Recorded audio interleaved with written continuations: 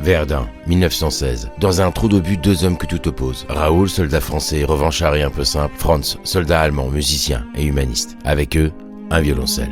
Le choix des âmes, c'est une fable humaniste, pleine d'espoir, où deux hommes programmés pour donner le pire d'eux-mêmes vont essayer de donner le meilleur. Après plus de 9 ans de tournée sur 3 continents, Alexis Dessau et Stéphane Titeka, enfin à Paris pour 30 représentations exceptionnelles. Le choix des âmes, théâtre des Gémeaux parisiens, le samedi à 17h, le dimanche à 19h jusqu'au 15 décembre.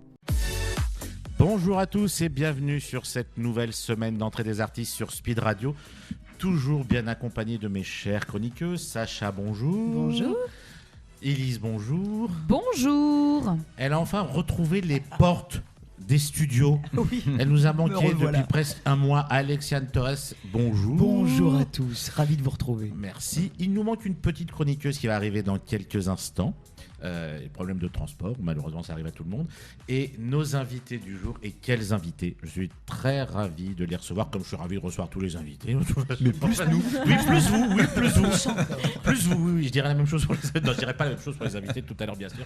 C'est Gina Djemba et Amaury de Crayancourt qui viennent nous parler de Ring, variation du couple, qui se joue en ce moment au Théâtre de l'Œuvre à Paris et qui est un véritable carton. N'ayons pas peur des mots. Comment va Gina et Amaury ?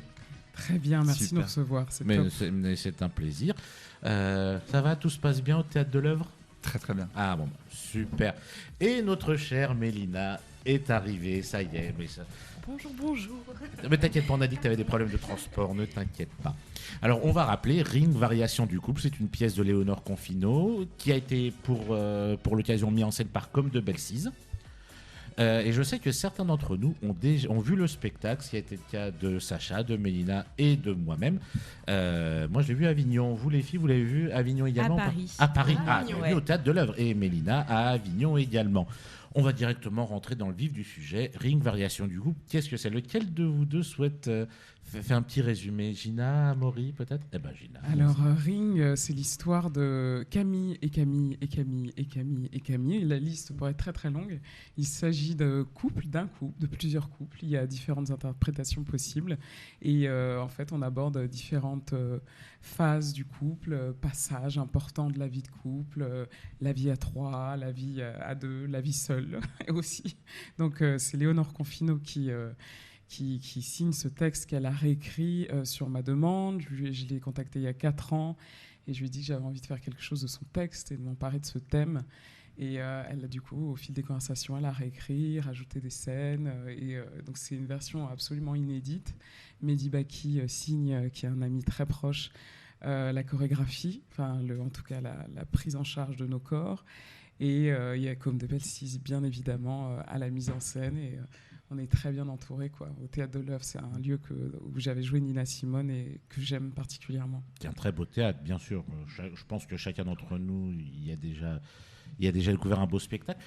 Et Ring, donc moi j'ai eu l'occasion de le voir à Avignon. Est-ce que, on peut le dire, puisqu'à Avignon je t'avais déjà reçu, Gina, malheureusement à Amaury tu n'étais pas là, et c'est toi qui a eu l'idée de ce projet.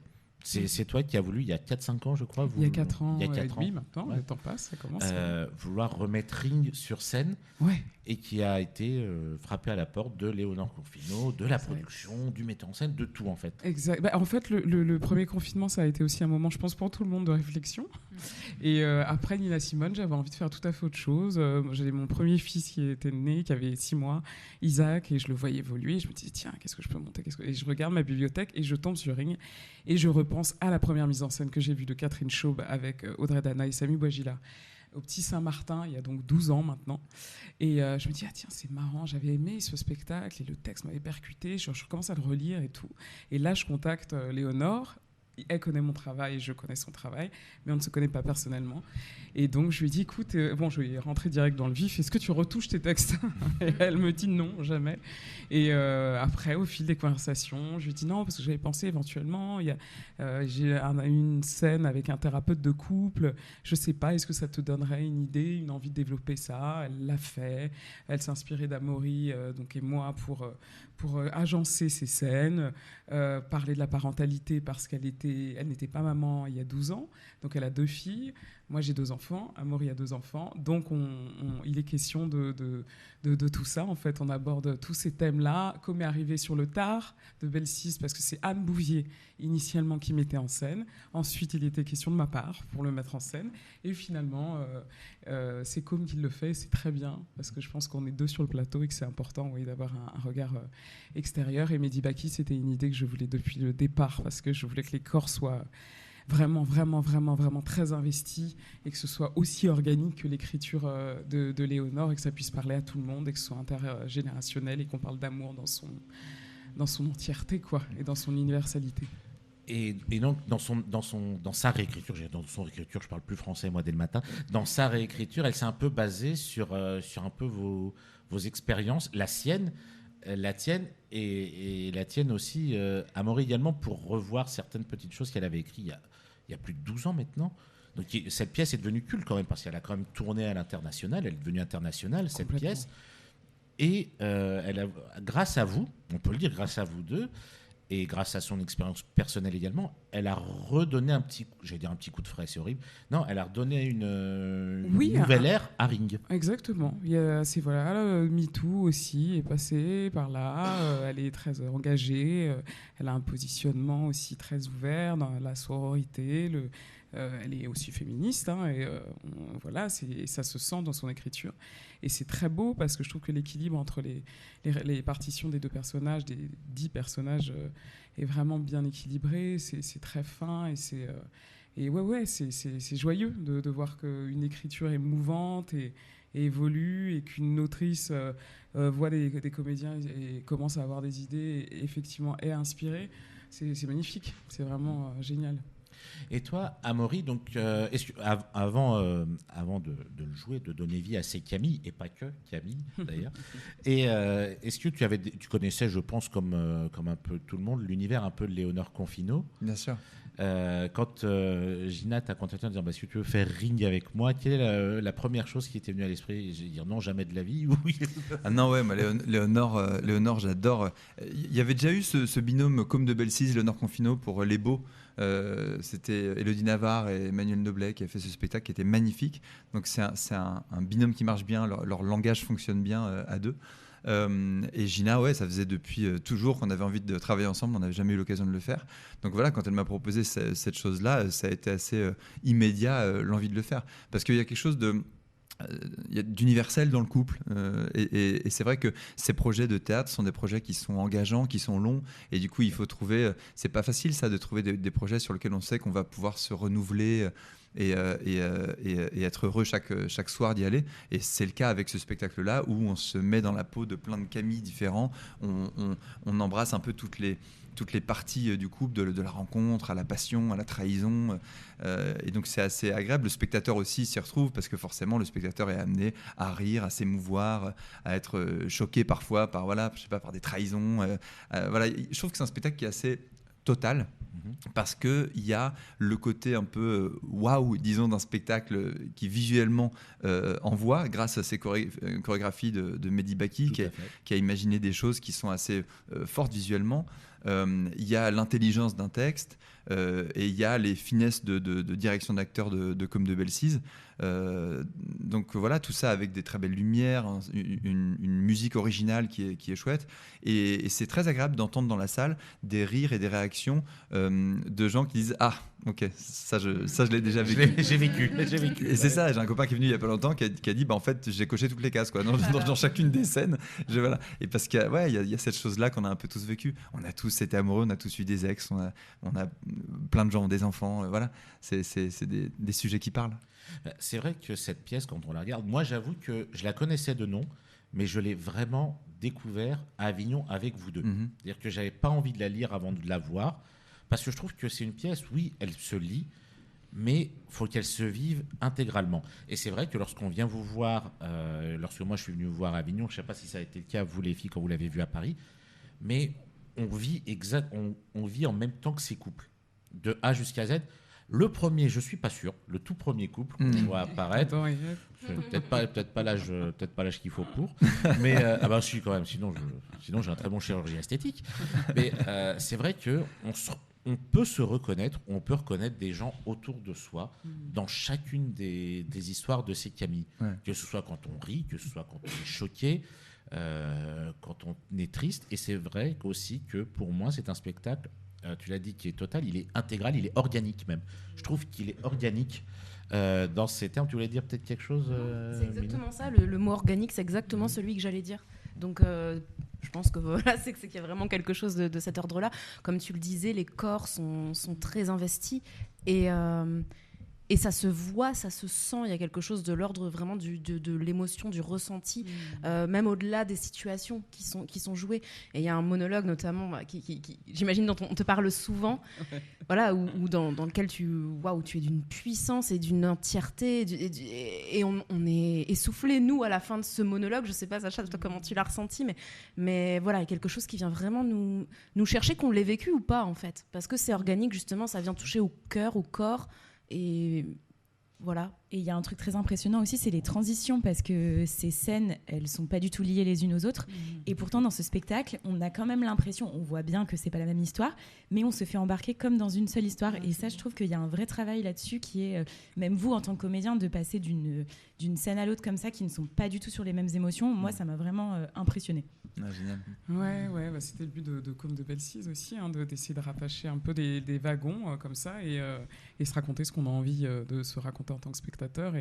Et moi, très personnellement, égoïstement, j'adore ces ruptures, passer du rire aux larmes en une seconde. Je trouve que c'est le reflet de la vie. On peut se retrouver parfois dans des configurations comme ça. Et voilà. Et pour pouvoir réussir ça, justement, comme tu dis, passer du rire aux larmes en un claquement de doigts, il faut vraiment être, j'allais pas dire inspiré, mais habité par ces personnages. Et c'est vraiment ce que moi j'ai ressenti dès le départ. Y compris la première scène. Est-ce qu'on peut dire qui sont les personnages de la première scène ? C'est Adam et Ève. Mais Adam et Ève d'une manière dont on les verrait jamais se parler. En fait, on a l'impression de voir Adam et Ève sur leur canapé en train de regarder la télé. Et c'est ça qui est intelligent, non seulement dans l'écriture de Léonore Confino, dans la mise en scène de Comme de Belle-Cise et dans votre interprétation à tous les deux, c'est que si on ne comprend pas que c'est Adam et Ève, ça pourrait être n'importe quel couple, et on se reconnaîtrait dedans. Et c'est ça que j'ai trouvé génial, moi, dans ce spectacle. C'est vrai que moi, je vous ai vu dans des spectacles différents. Gina, moi, je t'avais vu dans Nina Simone, Amaury dans La Machine de Turing et dans La Maison du Loup, donc dans des personnages totalement opposés à ce qu'on voit dans Ring. Mais toujours bien accompagné, si je puis me permettre. Oui, c'est vrai. C'est vrai. Oui, c'est vrai. Il y a... Sauf dans cette émission, vous êtes accompagné par moi. Désolé, c'est ça que Mélina voulait dire. C'est horrible, voilà. Absolument pas. Manque de peau aujourd'hui, c'est moi. Voilà, c'est pas, j'allais dire, c'est pas Benoît, c'est pas Valentin. Voilà, c'est moi. Désolé. Si on ferme les yeux. Mais il y a Sacha, il y a Alexia, il y a Elise et il y a Mélina, ça compense quand même. Et c'est vrai qu'on vous a vu donc dans des personnages totalement différents de ce qu'on voit dans Ring. C'est vrai que on vous voit dans une palette d'émotions dans chacune de ces pièces, mais tout condensé, recentré dans un seul et même spectacle, dans plusieurs scènes. Je n'avais jamais eu cette occasion-là, moi. Et je l'ai découvert à Avignon, à 10h du matin, je précise. Donc c'est un créneau horaire où on n'a pas encore les yeux en face des trous, sauf si on a pris 3 cafés. Et surtout, ce que j'ai trouvé absolument extraordinaire, c'est que la salle, même à 10h du matin à Avignon, ce qui est très rare, était pleine à craquer. Et le jour où je suis venu, était debout pour vous applaudir à la fin de la représentation. Et c'était le cas pendant tout Avignon. C'est ça qui est extraordinaire, c'est qu'une pièce sur un thème qui est assez particulier, comme le thème du couple, mais des couples, le matin, ça peut être difficile pour captiver le public. Mais ça n'a pas été le cas. Pour vous, dès le début, le public était subjugué par les histoires, par vos interprétations, par le très beau décor. C'est vrai qu'on se retrouve un peu... on ne sait pas si on est dans une maison ou un jardin. C'est ça qui est beau dans ce décor. Mais on est happé par ces histoires. On a l'impression vraiment d'avoir vécu ça également.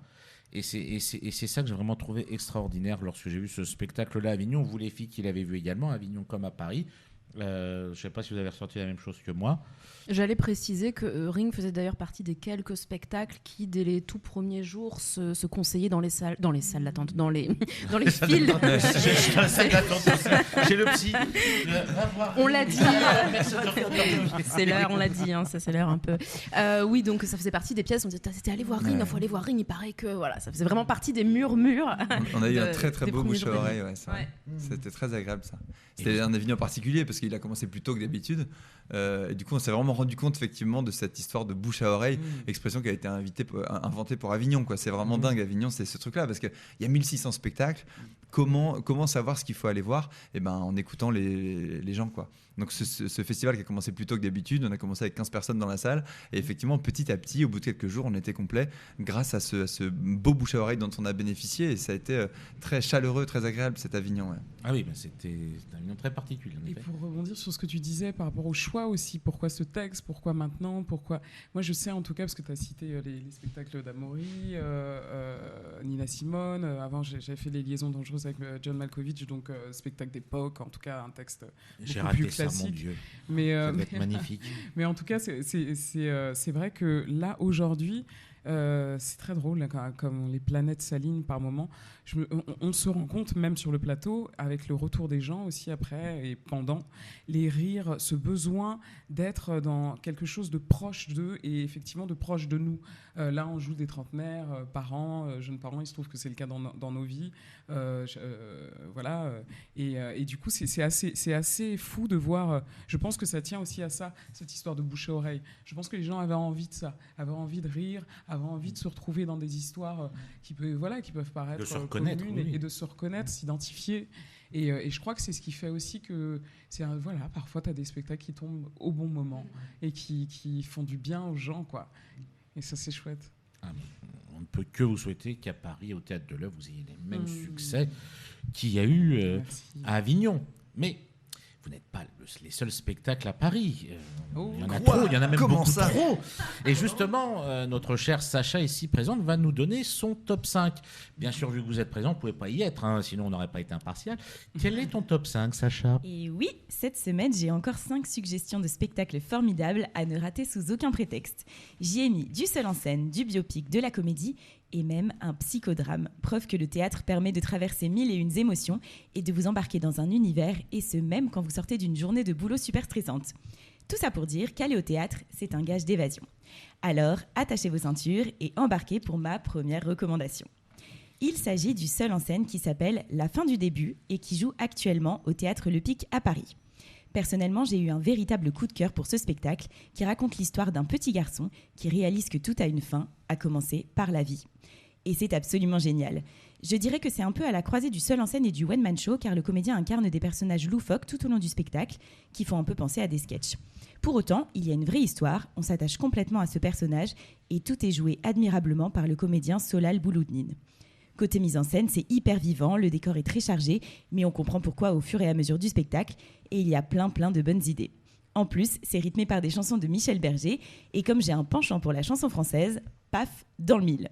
C'est un spectacle qui souffle comme un vent de folie, qui s'avère être très drôle, et qui, en plus, passe un très joli message, alors vraiment courez-y, ce spectacle est une pépite.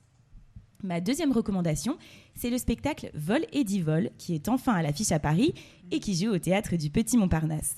C'est un biopic sur Michael Edwards, un jeune garçon qui vient en Angleterre et qui découvre un soir à la télévision l'existence des Jeux Olympiques d'hiver. Ni une ni deux, il se lance le défi d'y participer alors même qu'il n'est jamais monté sur des skis. Cette histoire improbable est pourtant bien réelle puisque ce personnage a vraiment existé. Et cette pièce, elle, recèle de trésors. Déjà parce que l'histoire est super à découvrir ou à redécouvrir. Ensuite parce que la mise en scène est incroyablement ingénieuse. Tous les personnages de cette histoire sont incarnés par seulement 3 comédiens. Et on passe d'une ambiance à l'autre à l'aide d'un seul décor qui s'avère en plus très esthétique. Non seulement on y rigole beaucoup, mais en plus c'est très touchant de voir ce héros suivre ses rêves comme ça. Et peut-être que vous aussi, vous serez inspiré par ce spectacle. Et vous aurez envie de faire comme Michael Edwards, suivre vos rêves, même s'ils semblent impossibles. Ensuite, j'ai envie de vous parler du spectacle Formica, qui joue actuellement au Théâtre des Gémeaux Parisiens, un théâtre qui vient d'ailleurs d'ouvrir ses portes cette saison. Alors cette pièce, c'est l'adaptation de la BD de Fab Caro, un auteur que vous connaissez sûrement pour son humour noir et absurde. Si vous aimez ce style d'humour, alors ne loupez pas ce spectacle. L'histoire est assez simple, on est immergé dans une famille qui se retrouve pour le traditionnel déjeuner dominical. Sauf que voilà, ils n'ont aucun sujet de conversation. De là, je vous le dis, ça va partir en vrille. C'est délirant, c'est très très drôle et la scénographie y est super riche et colorée. J'aurais adoré me balader dans ce décor pour regarder tous les détails que j'ai loupés depuis ma place. En tout cas, c'est vraiment un génial moment de théâtre, alors si vous aimez l'humour loufoque et un peu dérangeant, c'est Formica qu'il faut aller voir. Pour cette 4e recommandation, je vous emmène dans un tout autre style, un huis clos à l'ambiance glaciale qui s'appelle La nuit où Laurier Gaudreau s'est réveillé et qui joue au théâtre Tristan Bernard à Paris. C'est une pièce de Michel-Marc Bouchard qui a été récemment adaptée en série par Xavier Dolan. C'est dire si l'histoire vaut le détour.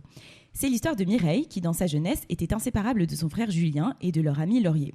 Sauf qu'une nuit, tout s'effondre et Mireille décide de fuir à l'autre bout du monde. 30 ans plus tard, Mireille revient dans sa ville natale à l'occasion du décès de sa mère. Forcément, elle y retrouve ses frères, à qui elle n'a pas parlé depuis 30 ans. Et là, les langues se délient et finalement, la vérité éclate.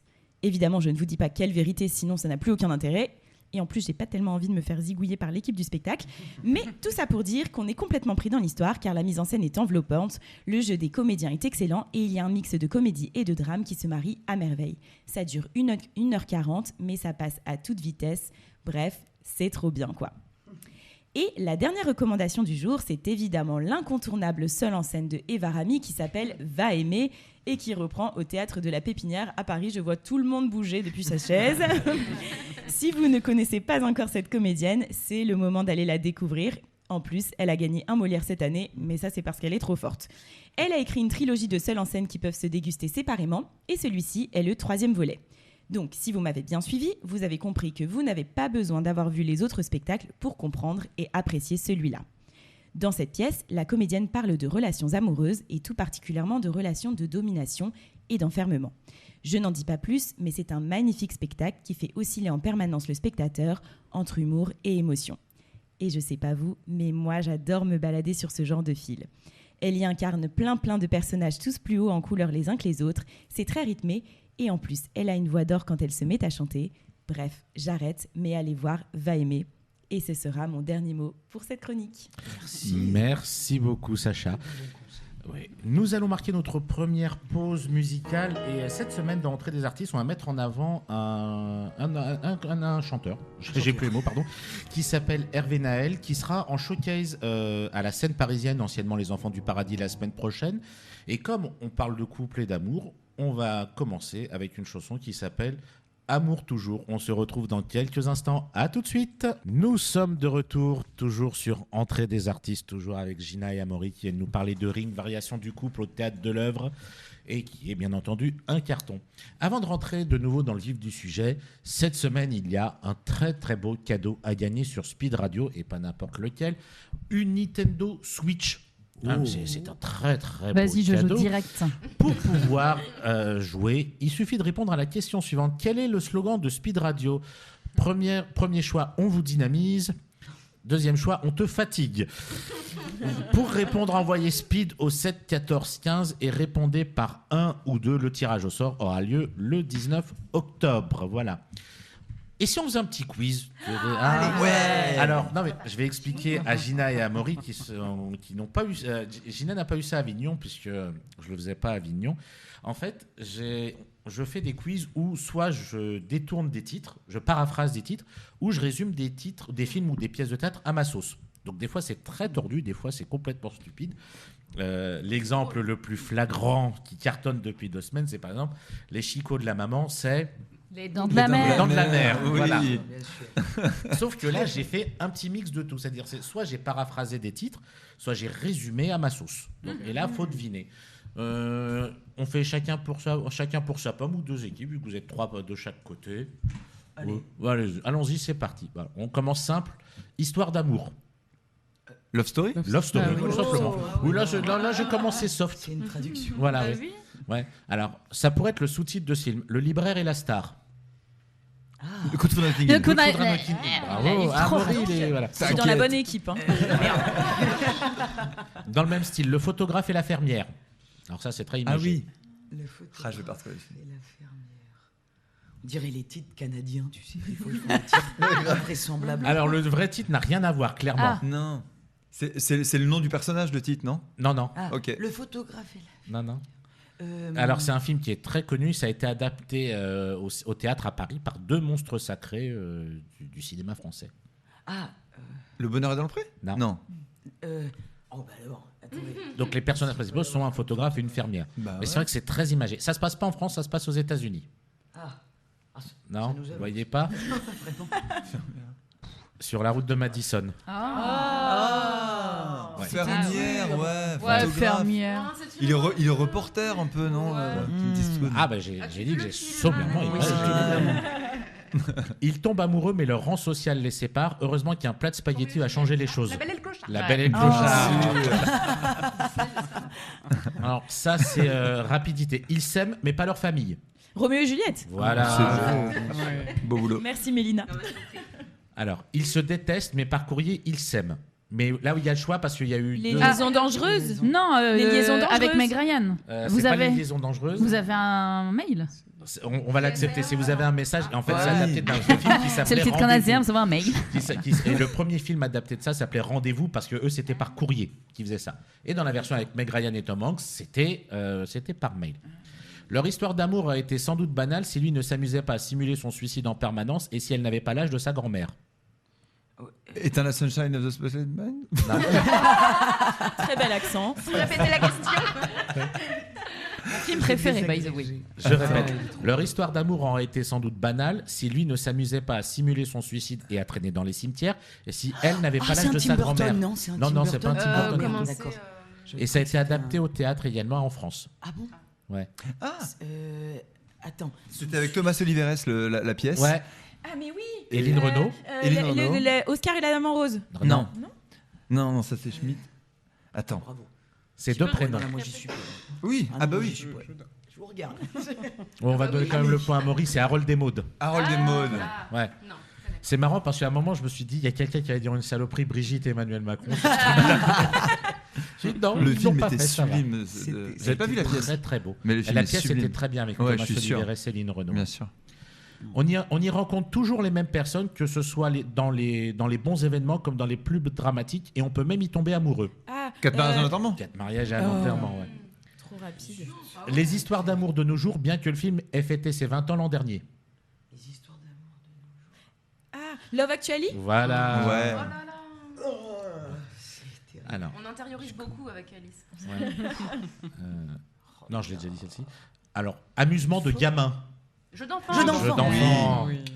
Les stars opposées. Nos étoiles contraires. Elles sont taquées les deux.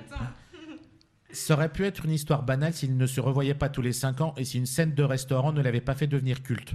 Ah ben, Avec Meg Ryan. l'orgasme. Ouais. Quand Harry rencontre Seth. Seth. Ouais. Voilà. Insomnie dans l'état de Washington. Alors celle-là, faut la chercher. Insomnie dans l'état de Washington. Cherchez une ville dans l'état de Washington. À Seattle. Ah oui, c'est ça, bah Nuit oui, Blanche c'est à ça. Seattle. Bah bien Studio sûr. Clip, mais oui, c'est ça. C'est Nuit Blanche à Seattle, ouais. Bravo.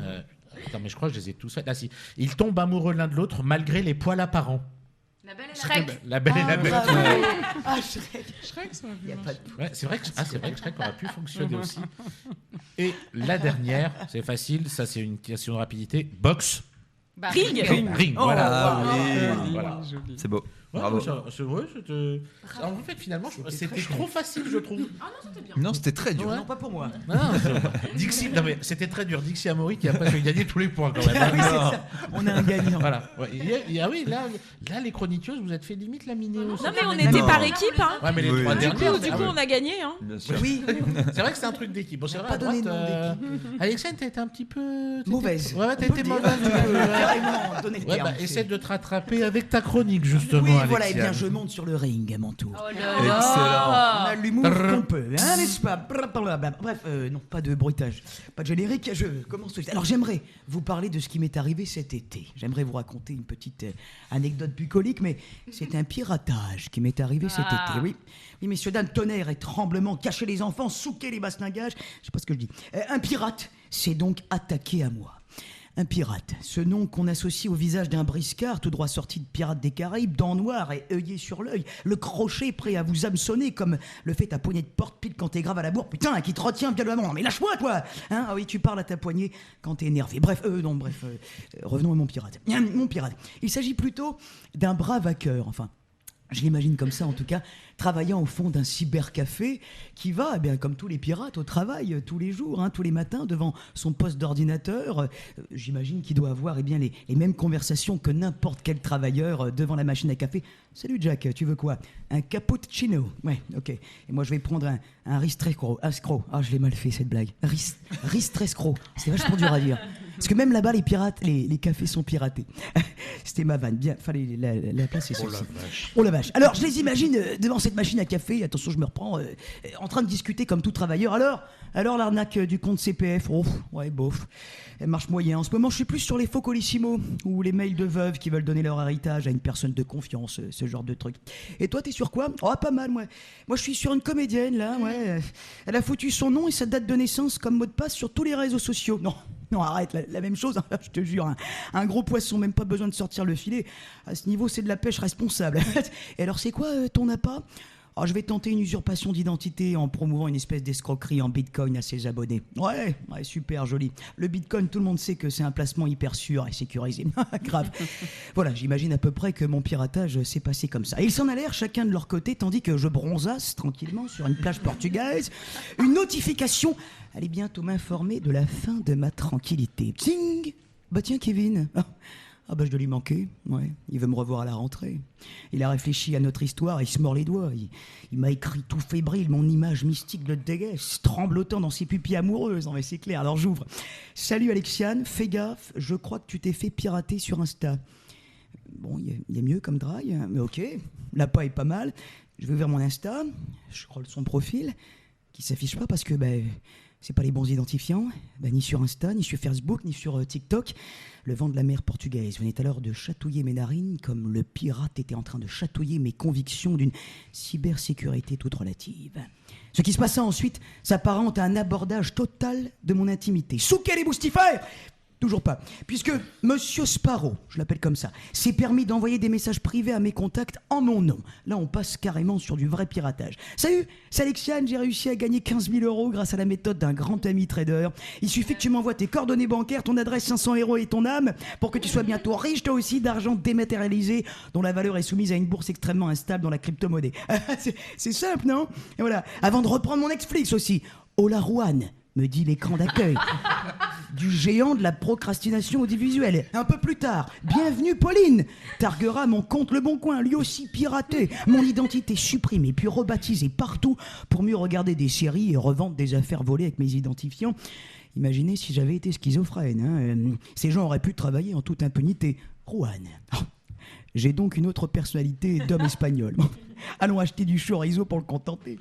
C'est olé, comme le café, comme le cybercafé, où se trouve Jack Sparrow, qui se régale de me voir tenter de changer mes mots de passe sans succès. Attendez, bougez pas, parce que j'ai écrit une partie aussi sur mes notes de mon iPhone. Je l'ouvre, c'est parti. Et puis un jour, je vous raconte tout ce qui se passe dans cette chronique. Et puis un jour, un mercenaire du nom de Brian, je vous raconte toute l'histoire, travaillant dans la sécurité numérique, vient à ma rescousse, et ça c'est par le biais de notre cher Christophe Maury, que j'embrasse. C'est lui qu'on embrasse. C'est lui qui m'a donné son numéro. Alors cet homme donc, qui travaille dans la cybersécurité, il arracha l'étendard noir du pirate et sa tête de mort pour hisser le drapeau blanc, ou presque. Le flibustier m'informant en effet d'une intrusion de grande échelle sur l'île de l'intimité. La peur laissa place à une bataille sans merci. Brian, définitivement pas in the kitchen, mais bien sur le pont, le couteau entre les dents, m'informer sur un tombadin par SMS daté de 3h du matin, s'amuser un peu avec eux. C'est quand même sa vie, ce type. Pardon, c'est un petit peu long, ça va? On te le coup. T'entends ce Non, on n'a rien dit du tout, on est suspendu à tes lèvres. Merci. C'est tout de suite une histoire, quand même. Je vous la résume, mais ça a duré presque 3 semaines. Enfin, Brian tentant de contrer les attaques en cliquetant furieusement sur son clavier, la matrice lui donnant du fil à retordre, son visage baigné de la lumière verte des lignes de code phosphorescents comme le plancton des eaux ravageuses qui entourent le navire attaqué. En tout cas, je l'imagine comme ça. Mais malgré tout ceci, malgré ce cher Brian, eh bien, la fin de l'histoire n'est malheureusement pas joyeuse de mon piratage. Non, puisque je n'ai pas réussi à récupérer mes différents comptes méta, Zuckerberg n'étant jamais disponible au téléphone, certainement en train de jouer à comparaître ses attributs masculins avec ceux de Jeff Bezos, ses armées de robots bloquant et annihilant mon Instagram et Facebook. Et c'est sans dire que mes bouteilles à la mer de demande d'aide sont revenues sur mon rivage désespéré. Mais attendez, non. Il y a un message dans la bouteille. Il s'agit de mon pirate, qui quelques jours après le pillage me demanda une rançon en bitcoin, évidemment, 500 bitcoins, pas $500 en bitcoin, hein, si je me souviens bien, avec cette fin de mail poli, tout cela est véridique. Capitaine Sparrow, prenant soin de m'informer, ainsi qu'à vous, chers chroniqueurs, chères chroniqueuses et chers auditeurs de Speed Radio. C'est vraiment la fin du mail de mon pirate. Enfin, je vous recommande vivement d'éviter les situations similaires à l'avenir. Changez régulièrement tous vos mots de passe pour améliorer votre sécurité en ligne. Merci Jack, c'est vraiment ce qu'il a écrit. À bon entendeur, cycler les bartiflettes, toujours pas. Voilà, merci à tous et attention au piratage. Ouais. C'est la bonne histoire. Ah bah bravo Alexia, non mais c'est bien, elle est pas venue pendant un mois, mais quand elle Oh revient, putain, c'est... quand je reviens, je peux vous dire, ça Mais écrit quoi. le pire, c'est que c'est même pas une blague, c'est qu'on l'a vécu Non, c'est un peu cet été. Non, mais ça m'angoisse tellement. Ouais, c'est c'est mon une pire angoisse. C'est cauchemar, horrible. je pense, hein. C'est une angoisse Il y en a eu, totale, ouais. et il y a eu Ah beaucoup ouais. de gens qui se sont fait pirater leurs comptes et leurs réseaux sociaux durant cet été. Je pense que le truc qui m'a fait le plus rire avec toi, c'est quand tu m'as dit on m'a piraté mon compte Le Bon Coin. Ça n'avait aucun sens. Enfin, vraiment, Voilà. je me disais, mais. Pourquoi faire Et alors, ils vendaient des trucs, mais pourris. Donc, je me retrouvais avec une lignée de mails où ils disaient genre, votre lampadaire Disney vient d'être vendu, votre manteau, mais des trucs pourris. Je pense que des trucs volés. Je pense que mes identifiants ont été donnés sur un dark web, tu vois, ou revendus. Enfin, j'en sais rien, mais j'aurais jamais la fin, Comment le fin savoir mot de de l'histoire. Mais l'importance pour être piraté, pour finir sur le dark web, toi? j'étais tellement mal, franchement, c'était parce que c'est très chiant de refaire tous ces réseaux Ah sociaux. ouais. On sait l'importance que c'est quand on est L'enfer. comédien. Ouais. Donc c'est très chiant. Et puis donc je racontais mon histoire, attendez là, t'as pas eu de chance. Et puis il y a un mec qui m'a dit mais quelle star, t'as été piraté. J'ai dit putain, merci mec. Et effectivement peut-être, allez on va voir ça comme ça, c'est plus rassurant. Mais ouais c'est très embêtant. Et vraiment ce pirate il a raison, changez vos mots de passe, mettez jamais votre prénom, votre date de naissance. Moi c'est ce que j'ai fait, c'est stupide. Mais donc, Faut le mec faire. qui t'a piraté t'a écrit et t'a conseillé de changer de. Alors, mot de passe. j'ai eu un mail de menace. Attends, après, on ferme cette parenthèse, mais elle peut être longue parce que c'est toute une affaire. Mais effectivement, j'ai eu un mail de moi-même. Donc là, vraiment, le pirate est assez fort. Ouais. Donc, c'est moi de moi-même. Je vous dis, heureusement que je suis pas bipolaire. Et qui m'écrit vous avez été piraté, je te remercie, j'ai bien remarqué. Où il disait si vous n'envoyez pas $500 au bitcoin, on va promulguer. On va divulguer, excusez-moi. Incroyable. La promotion, je vous en prie, faites-le. Allez-y, pour mon seul enseigne, je vous en prie. On va divulguer tes identifiants, tes coordonnées. Voilà, et des images aussi compromettantes, évidemment. Et à la fin du mail, donc, il dit, et pour ça, eh bien, faites un virement en PayPal, etc., pour arrêter le piratage qui peut être encore plus dense. Et à la fin, donc, ce petit message sympathique, voilà. Bon, il s'avère qu'effectivement, ils avaient beaucoup de choses quand même. Donc, j'en rigole là maintenant, mais franchement, Ah bah non. C'est horrible. un vrai abordage de ton intimité. C'est ouais, c'est assez hallucinant ce qu'ils peuvent faire. Vraiment, Ah bah ça, j'imagine. ils vont Mais loin, n'en ouais. dévoilons pas trop, on va Oh effrayer non. nos auditeurs. Non, Ah oui, faites c'est attention. horrible c'est ça. tout. Nous allons marquer notre dernière pause musicale de cette émission, toujours avec le talentueux Hervé Naël, avec une chanson qui s'appelle cette fois-ci La buveuse d'absinthe. Et on se retrouve dans quelques instants avec nos chers invités. À tout de suite. À tout de suite. Et nous sommes de retour pour les dernières minutes de l'émission Entrée des artistes, toujours accompagnés de Gina, d'Amaury, de Sacha, d'Alexiane qui nous a raconté ses malheurs d'été, d'Élise et de Mélina. Gina et Amaury qui sont venus nous parler de Ring, variation du couple qui cartonne au Théâtre de l'Œuvre. D'ailleurs, après vous y êtes jusqu'à quand au Théâtre de l'Œuvre? 18 janvier. Jusqu'au 18 janvier. Ah oui, Ouais, il y a encore un jusqu'au peu de temps. Et après, que va-t-il se passer pour l'aventure Ring? Il y a des dates de tournée peut-être? Oui, il y a une période de date, mais là il y a des choses qui se préparent. Oui, voilà, mais en discussion, voilà. Alors, mais en tout cas, il y aura une tournée, ça c'est sûr. On touche juste du bois pour vous, on n'en dira pas plus. Merci. Et pour terminer cette émission, quoi de mieux que l'interrogatoire de Sacha? Mais puisque on est en train de parler de Ring et de variation du couple, l'interrogatoire de Sacha a un thème un peu particulier. Sacha, je t'en prie. Oui, bonjour à tous les deux, bonjour à nos auditeurs et bienvenue dans Les Amours. Alors, Gina et Amaury, puisque vous jouez une multitude de couples sur scène, on va vérifier tout de suite en direct avec nos auditeurs si vous vous connaissez si bien. Attention, c'est parti, c'est une question de rapidité. Gina, quel est le petit rituel d'Amaury avant de monter sur scène? Non, c'est rien, ça démarre très mal. Il s'échauffe. Il s'échauffe. Il s'échauffe. Il se chauffe, super.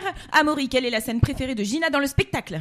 C'est une scène sans texte, c'est une scène qui est chorégraphiée par Mehdi Baki dans laquelle voilà, on hurle en silence. Très bien. Gina, de quoi Amaury est le plus fier sur ce spectacle? Le plus fier de nous, Gina, ça va pas du tout, ça ne va pas du tout. Je veux dire, dans la pièce. Sur le spectacle, dans la pièce, que vous voulez. De tout, je pense, de toute l'équipe, de la réception du public, de l'engouement. Ok, ça passe. Amaury, le meilleur souvenir de Gina sur ce spectacle? La première standing ovation à Avignon. Waouh. Bing, bing, bing. Gina, est-ce que Amaury a kiffé jouer à 10h du matin à Avignon? Eh ben ouais, parce qu'en fait on a ressenti la même chose assez vite, c'est qu'on était à la fraîche et puis les gens étaient très disponibles finalement et très à l'écoute et c'était assez agréable avant de rentrer dans la fournaise. Bon merci à tous les deux, vous avez gagné le droit de continuer de jouer ces super couples sur scène. Est-ce qu'on peut connaître vos petits rituels du coup d'avant spectacle? Alors moi j'ai un échauffement. Déjà Gina connaît pas celui d'Amaury, donc je viens de l'avouer. C'est parce qu'il est secret. Moi j'ai un échauffement qui a jamais changé. C'est mon prof de danse Jean-Marc Houlbec. On l'embrasse. Tu connais Jean-Marc? Ah ouais, c'est une merveille. Et en fait, donc moi j'étais à Asnières, sur le stade d'Asnières. Et il avait toute une petite routine d'échauffement. Donc moi j'arrive à 19h, quand j'arrive à 19h, en général c'est à peu près ça, et je vais au plateau, je m'allonge sur le plateau et je commence cet échauffement-là, qui est un truc d'articulation, de mouvement, et puis ensuite je fais du texte. J'articule très fort mon texte et tout, parce que dans la vie, moi ça peut m'arriver de bafouiller un peu, et je préfère éviter sur scène. Et du coup, voilà, je m'échauffe d'abord le corps, et puis ensuite beaucoup la bouche, en articulant très fort des monologues que j'ai dans le spectacle. Et moi, j'écoute une amie qui fait aussi de la méditation, donc dans mes écouteurs. J'appelle mes enfants absolument avant de monter. Ouais. Ah, c'est Ils ont beau, 5 et 2 ans. mignon. J'ai besoin de leur parler en russe. J'ai besoin de leur dire des mots très spécifiques. Et ensuite, je monte sur le plateau. Mais avant de monter sur le plateau, j'honore Amaury en silence 5 fois. Et je dis un petit texte pour remercier, être dans la gratitude infinie d'avoir la chance de pouvoir transmettre tout ça au public et inversement proportionnel. Voilà. C'est très beau, ça. Oui. Est-ce que vos enfants sont venus voir la pièce et vous ont vu jouer Ring ou pas encore? Pas trop jeunes? Ouais, ils sont trop petits. Ils sont trop jeunes, oui. Bah oui, il y a quand 2 ans. même des hurlements, des bisous, des trucs. Ah oui, c'est vrai, oui. Non, mais c'est vrai, pardon. Non, j'avais oublié que... Mais par contre, Pas les bisous, mais l'âge de vos enfants. Les applaudissements, ils sont venus. Ça doit être trop mignon, ça. Est-ce que justement, pendant la période avignonnaise, il y a eu des gens du public ou un témoignage qui vous a vraiment marqué pendant cette période-là avignonnaise? Que là, Paris, c'est encore tout frais. Alors, moi, c'est souvent ce que je dis, c'est que je me souviens d'une femme qui m'a regardée pendant hyper longtemps en sortant de scène et avait le souffle coupé, et je voyais qu'elle essayait de contenir ses larmes. Et je sens qu'elle avait réfléchi, qu'elle avait envie de me dire des choses, elle n'y arrivait pas, elle m'a pris les mains, elle s'est mise à pleurer. Elle m'a dit, je repasserai. Je digère, et elle est revenue le lendemain, et elle m'a dit tout ce qu'elle avait. C'est magnifique, quoi. Alors ça doit être magnifique. Mais c'est ça qui est extraordinaire avec cette pièce, c'est que autant on rit, autant on est ému, mais elle permet, c'est ce que je disais un peu tout à l'heure, elle permet à réfléchir sur justement les couples. Dans chaque partie d'un couple, cette pièce-là permet qu'on réfléchisse vraiment sur des choses que l'on vit ou sur des choses que l'on a vécues, et peut-être éviter justement que ça se termine pas dans un accès assez dramatique, parce que dans votre couple, à vous, cette fameuse scène dont tu parlais, Amaury, où il n'y a pas un dialogue et qui est uniquement chorégraphié et avec juste des hurlements qui apparaissent soudainement avec une musique qui est absolument sublime. Moi, j'avoue que quand j'ai vu cette scène-là à Avignon, j'étais comme ça. Je suis resté muet. Vraiment, je suis resté muet parce que c'est vrai que toute la tristesse, toute la rage que l'on peut avoir, dans un couple, dans nos histoires de couple, on a envie de hurler, on a envie de hurler à la mort, de dire vraiment tout ce qu'on a sur le cœur. Et c'est ça qui est extraordinaire dans cette scène, c'est que tout est montré, tout est dit, mais sans un mot, juste avec des cris toutes les 30 secondes ou 1 minute, je crois. Oui, c'est le rapport du travail de Mehdi, quoi. Et c'est très organique. Il a travaillé avec Yoann Bourgeois, James Tiré. Il a un rapport, en fait, à la notion de la précision du mouvement, la qualité du geste, comme il aime dire. Et il sait aborder, je vous invite à aller voir une pub Apple AirPod, dans laquelle c'est mis en scène par Yoann Bourgeois, qui l'a tourné à New York. Et c'est exactement ça. Il marche dans les rues de New York, et puis c'est des gestes du quotidien, des regards mais en fait, la répétition de certains gestes, des espèces de bugs, et justement, ces endroits-là de scènes non écrites, ce qui ne paraphrase pas ce qu'on vient de jouer avec du texte, merveilleux de Léonore Confino, mais en tout cas, cet endroit qui laisse le spectateur libre d'interpréter comme il a envie, quoi, et de recevoir. Et c'est fou parce qu'il ne fige rien. C'est extrêmement précis, ça a l'air de rien, mais en fait, c'est vraiment un vrai travail d'orfèvre, quoi. Le corps est vraiment un langage à part, en fait, dans le spectacle. Et c'est d'autant plus chouette que c'est souvent l'oublié, le corps, dans la vie en général, dans un peu tous les domaines. On parle beaucoup des émotions, voilà, mais le corps est souvent absent, même individuellement. Hein. C'est rare, tout le monde n'est pas incarné dans son corps, entretient pas un bon rapport avec lui. Alors qu'en fait, ça peut être un vrai complice, c'est le premier endroit où on vit déjà, et puis tout ce que ça peut exprimer, et c'est super parce que du coup ça permet de passer par vraiment différents langages. Voilà, et des gens qui vont prendre ce qui est visuel, ce qui passe par le corps, d'autres ça va être l'émotion qui va les capter, pour d'autres c'est la beauté du texte, et donc c'est génial de multiplier comme ça les canaux de communication. C'est ce qui rend, je pense, c'est ce qui donne ce côté vraiment organique, à mon avis, à ce spectacle notamment. Et pluridisciplinaire, et donc hybride, et donc moi je sais que ça faisait partie des choses que j'ai dit à Amaury dès le départ, à Com. J'ai dit vraiment le corps. Il faut que ce soit une partie intégrante du... Parce que souvent, oui, en tant que spectatrice, c'est vrai que je vais voir des spectacles, je trouve des acteurs merveilleux et tout, et souvent je me dis, c'est vrai que c'est une approche peut-être un peu plus anglo-saxonne, d'avoir ce souci-là. Mais ce qui n'est pas grave, hein, c'est pas une critique, c'est juste que je me suis dit que là, c'était l'occasion, et voilà, ouais. Et ça a été un travail avec Mehdi qui n'était pas uniquement sur les moments sans texte, mais aussi les moments avec texte. C'est vraiment tout le corps tout au long du spectacle. Je pense à une scène notamment où 2 meilleurs amis se font une déclaration d'amour. Donc en l'occurrence, Gina fait une déclaration à son meilleur ami. Et après, il y a le moment du premier bisou de ces 2 meilleurs amis. Comment 2 meilleurs potes s'embrassent ? Peut-être qu'ils ne s'embrassent pas, en fait. Peut-être qu'ils sont trop gênés. Peut-être que comment ils se touchent, comment ils se mâchent. Et ça a été un travail avec Mehdi de l'effleurement d'épaule, la respiration, voilà, ça a été un boulot très, très, très précis avec lui et qui était très agréable. Une journée de répète, c'était vraiment des matinées de corps avec Mehdi, l'après-midi avec Com, et puis en fin de journée, on faisait un filage et tout ce petit monde se retrouvait. Et donc ça a été un travail vraiment collectif, hyper chouette, hyper riche. La seule chose qu'on peut vous conseiller pour terminer cette émission, c'est de courir entre amis, en couple, voir ce très beau spectacle qu'est Ring, variation du couple au Théâtre de l'Œuvre, interprété par Gina et Amaury, mis en scène par Com de Bellecize. Donc vous jouez demain, c'est votre dernier mercredi. Après, vous ne jouez plus que du jeudi au samedi. Pendant un mois. Et ensuite, on rebasculera. Ça évolue en fait. Voilà, donc surtout, si vous voulez réserver vos places, regardez bien sur le site du Théâtre de l'Œuvre parce que les horaires varient un petit peu. Mais en tout cas, ce spectacle est vraiment sublime. On vous conseille à tous d'aller le voir. Ring, variation du couple. Voilà, Léonore Confino, Gina, Amaury, Com de Bellecize. Quoi de mieux pour passer une belle soirée. Et Yves Paget à la musique. Et les chorégraphies aussi. Yannick, Paget à la musique, et Mehdi évidemment au corps. C'est sur ces mots que nous terminons cette émission. Merci beaucoup Gina, merci beaucoup Amaury d'être venu. Quant à nous, on se retrouve jeudi avec de nouveaux invités. Mais avant de partir, je vous rappelle qu'il y a toujours une Nintendo Switch à gagner sur Speed Radio. Pour pouvoir gagner cette Nintendo Switch, il faut répondre à la question suivante. Quel est le slogan de Speed Radio ? Petit 1, on vous dynamise. Petit 2, on te fatigue. Envoyez Speed au 7 14 15 et répondez par 1 ou par 2. Le tirage au sort aura lieu le 19 octobre. Quant à nous, on se dit à jeudi. Bonne journée à tous. Salut, merci beaucoup.